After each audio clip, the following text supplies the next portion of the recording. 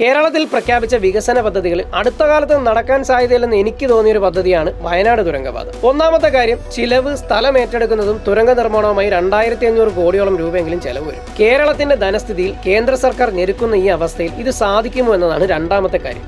കീറാമുട്ടി എന്ന് തന്നെ തോന്നിയതാണ്.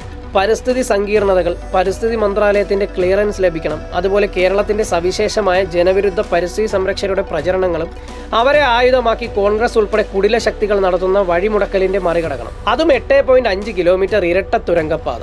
ഇതൊക്കെ ചൈനയിലോ വിദേശ രാജ്യങ്ങളിലോ മാത്രം നടക്കാവുന്നവ എന്ന് വിചാരിച്ചതാണ്. ദേശീയപാത വികസനവും വിഴിഞ്ഞം തുറമുഖവും മലയോര ഹൈവേയും K-ഫോണും കേരള ബാങ്കും ഒക്കെ നടപ്പാക്കി കാണിച്ച പിണറായി വിജയന്റെയും ഇടതുപക്ഷ സർക്കാരിനെയും വില കുറച്ച് കാണേണ്ടതായിരുന്നു.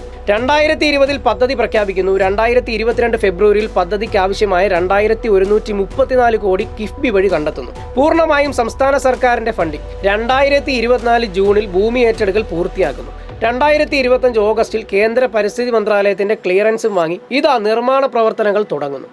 ഇത്രയും വേഗത്തിൽ ഇത്രയും പ്രയാസമായ വെല്ലുവിളി ഉണ്ടായിരുന്ന ഒരു പദ്ധതി അതെല്ലാം മറികടന്ന് നിർമ്മാണത്തിലേക്ക് എത്തുക എന്നത് കേരള ചരിത്രത്തിൽ ഒരുപക്ഷെ ഇന്ത്യയിൽ തന്നെ ആദ്യത്തെ സംഭവമാകും. താമരശ്ശേരി ചുരത്തിൽ മണ്ണിടിയുന്നതും ഗതാഗതം തടസ്സപ്പെടുന്നതും കൺമുന്നിൽ ഉള്ളതുകൊണ്ടാകാം പരിസ്ഥിതി പറഞ്ഞ് കുത്തിത്തിരിപ്പുണ്ടാകുന്നവർക്കും പ്രതിപക്ഷത്തിനും പദ്ധതിക്കെതിരെ നീങ്ങാൻ ഇപ്പോൾ സാധിക്കുന്നില്ല. തുരങ്കപാതയൊക്കെ ഞങ്ങൾ അങ്ങ് തടയും, ഞങ്ങൾ സമ്മതിക്കില്ല എന്ന് പ്രഖ്യാപിച്ച പ്രതിപക്ഷ നേതാവ് ഇപ്പോൾ എവിടെ പോയി?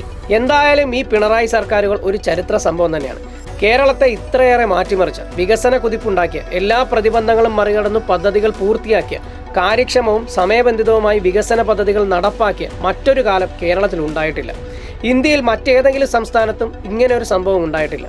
ആരൊക്കെ എന്തൊക്കെ തടസ്സങ്ങൾ ഉണ്ടാക്കാൻ നോക്കിയാലും നാടിന്റെ മുന്നോട്ട് പോക്കിന് ആവശ്യമായ വികസന പദ്ധതികൾ നടപ്പാക്കിയിരിക്കും. ഉറപ്പാണ് LDF എന്നത് വെറുതെ പറഞ്ഞതല്ല. ജനങ്ങളോടുള്ള പ്രതിബദ്ധതയുടെയും പ്രതിബന്ധങ്ങൾ മറികടന്ന് നാടിനും ജനങ്ങൾക്കും ആവശ്യമുള്ള കാര്യങ്ങൾ ചെയ്തിരിക്കും എന്ന ഉറപ്പാണ് LDF സർക്കാർ. ആ ഉറപ്പ് തുടരുക തന്നെ ചെയ്യും.